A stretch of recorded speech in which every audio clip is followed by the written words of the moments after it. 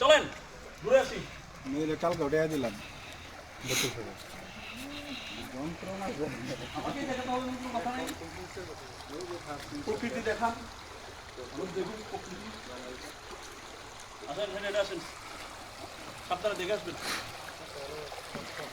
ওই চলেন না।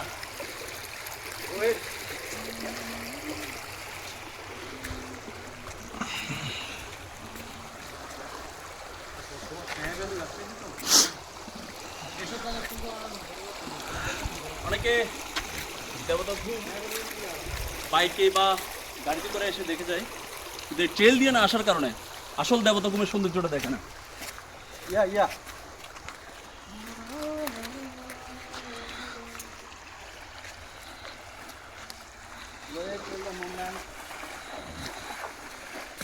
ষাট